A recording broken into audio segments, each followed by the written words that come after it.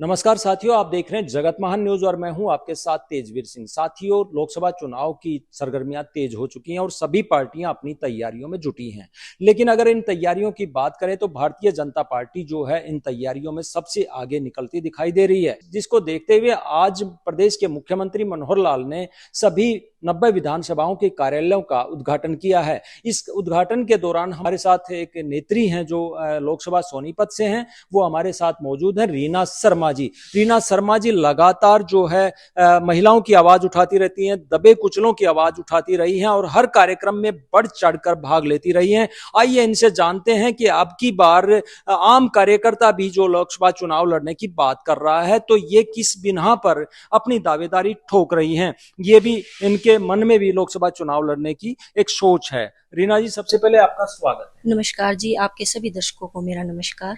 जी, रीना जी, आप हर प्रोग्राम में जो है बढ़ चढ़ कर भाग लेती दिखाई देती हैं और महिलाओं की आवाज उठाती रही हैं। लेकिन अब हमें एक ऐसा माहौल बनता दिखाई दे रहा है कि आम कार्यकर्ता भी लोकसभा का चुनाव जो है वो लड़ने के लिए तैयार बैठा है। ऐसी उम्मीद कैसे जगी? क्या ये जो एमपी में मुख्यमंत्री बनाया गया, राजस्थान में बनाया गया, क्या उसके कारण है ऐसा?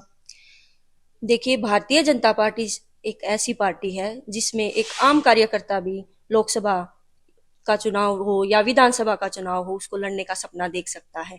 मैं भी एक आम कार्यकर्ता हूँ और जो इस पार्टी का एक नजरिया है, एक विचारधारा है, उसको देखते हुए या एक आम कार्यकर्ता भी ये सपने देख सकता है और सपने ही नहीं, उनको पूरा भी कर सकता है।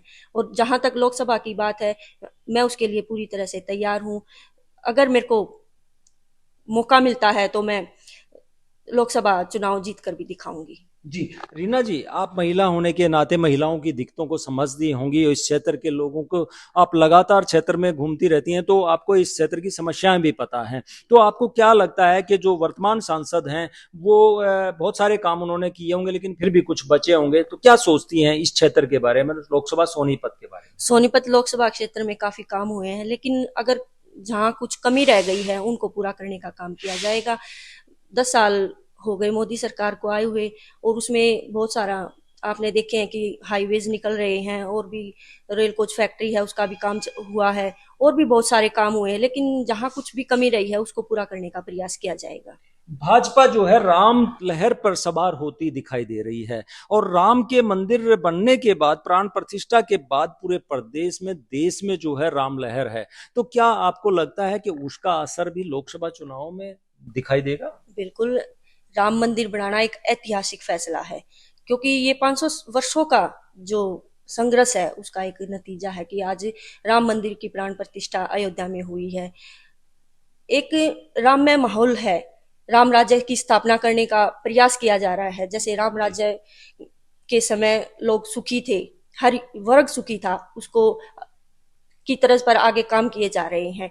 आपने देखा होगा कि आज बच्चे राम राम करके बोलते हैं, ये उसी का नतीजा है कि हम अपनी सभ्यता और संस्कृति की ओर आगे बढ़ रहे हैं। जी, एक मोदी की गारंटी की बात की जा रही है कि मोदी की गारंटी है। मोदी जी खुद भी कहते हैं कि मोदी की गारंटी।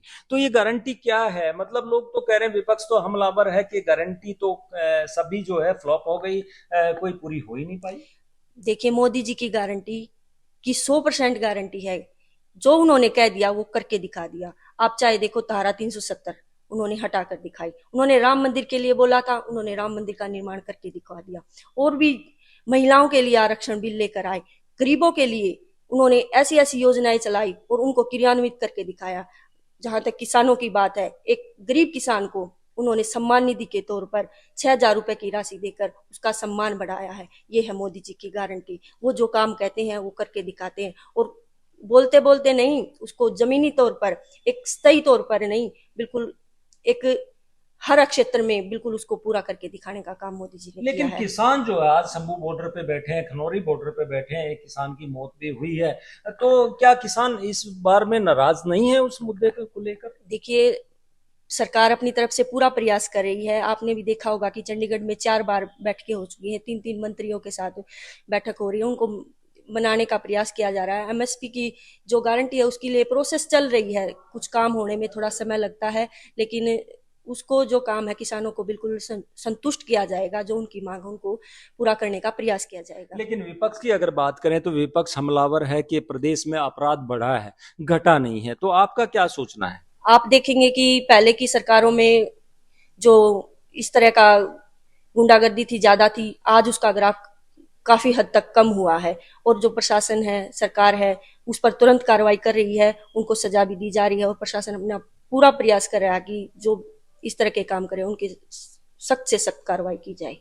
लेकिन जिस प्रकार से सांसद भी कहते हैं और प्रदेश के मुख्यमंत्री भी कहते हैं बहुत सारा विकास हुआ है, सोनीपत लोकसभा में 5 हाईवे निकले हैं, यहाँ पे और भी 100 करोड़ रुपए जो है महानगर के लिए, सोनीपत के लिए दिए गए हैं और बहुत सारी चीजें वो बोलते हैं, लेकिन फिर भी बहुत सारी दिखते हैं, अभी बहुत सारी चीजें अभी बाकी हैं। तो आप क्या सोचते हैं, मतलब कि अगर आपको मौका मिलता है या फिर आपके पार्टी से कोई कदावर नेता दूसरा भी कोई आता है, तो क्या ये दिखते हैं समस्याएं जो बची हुई हैं, क्या उनको दूर कर पाएंगे? बिल्कुल उनको समाप्त करने का काम किया जाएगा। कोई भी काम है उसको होने में समय लगता है, धीरे धीरे 10 साल की सरकार रही है हमारी, हमने अथक प्रयास किया कि हर समस्या का समाधान किया जाए, लेकिन जो थोड़ी बहुत समस्याएं बची है वो आगे के कार्यकाल में हम पूरा करने का पुरजोर प्रयास करेंगे।